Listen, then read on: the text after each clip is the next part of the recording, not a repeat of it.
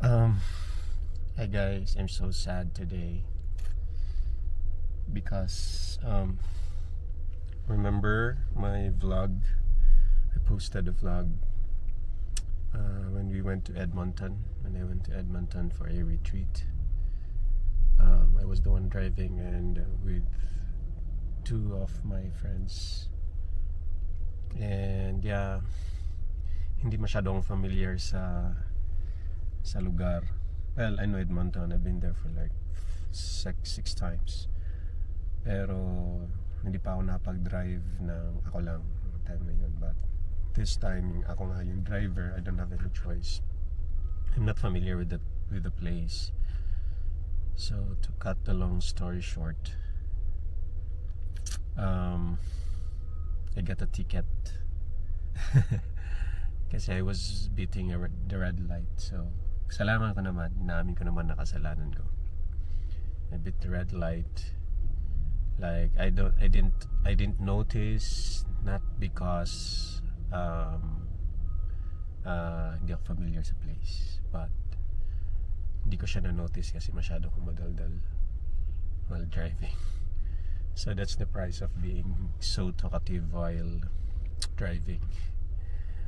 Well, others can do multitask in driving, but me not. Like if nag-drive ako nagsasalita, medyo nakafocus ako dun sa, sa discussion. I can still drive at the same time. However, hindi ko talaga napansin yung traffic light because we're on a highway going to a friend's place. So medyo matulin yung takbo ko. Hindi ko alam na dumaan pala ako sa isang crossing and there was a traffic light. So yun, tumataginting na 405 Canadian dollars. So more or less babayaran ko mga 18,000 pesos. 17,000.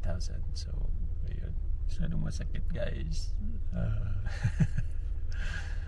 Anyway, so kanina ko nga umaga na nalaman kasi nga the notice was coming from Edmonton and and then I'm from Calgary, so 3 hours so ayan guys, ang hirap. So yun nga, yung puso ko hindi pa nakaka-move on sa $400.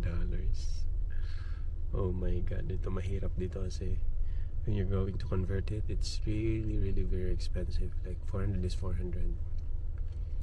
Saan ko kukunin yung 400? Ang hirap. And syempre nahiya din ako dun sa kapatid ko, syempre. And dun sa, most especially dun sa kanyang husband, Aris is wala no problema, pero syempre masakit pa din yun. 400 is 400. Ay no, hirap.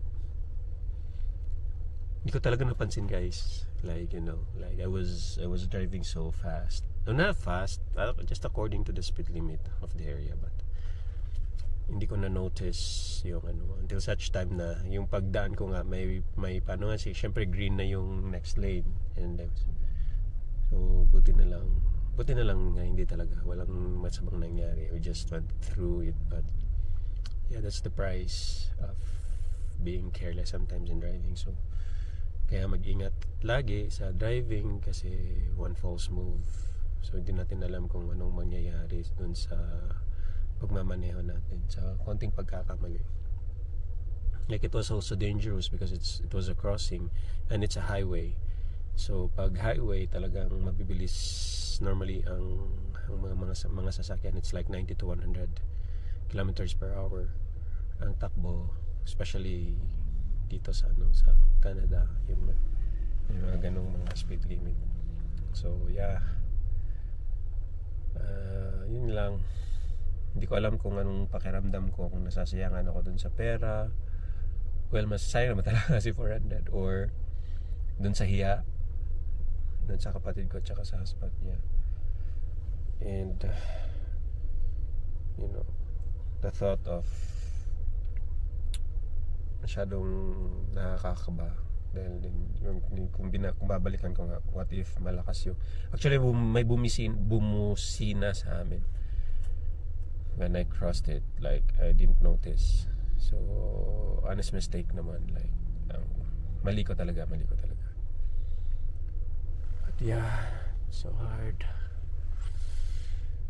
nakatakot, napanghinayang. Ayun. So, kumusta naman po kayo dyan? Sana kung mapanood nyo man to, may mga nakapanood na ito, favor naman po. Like kahit na thumbs up or comment. I know my videos are not interesting, but you know, gusto ko lang mag-grow din ng channel. Yeah. Napakahirap. Parang ayoko na tuloy magmaneho. Well, anyways, sinasabi nga na we have to learn from our mistakes. So, most likely, I'll be learning a lot from this. Alright, thank you so much guys for listening, and hope you like and subscribe and comment. Thank you.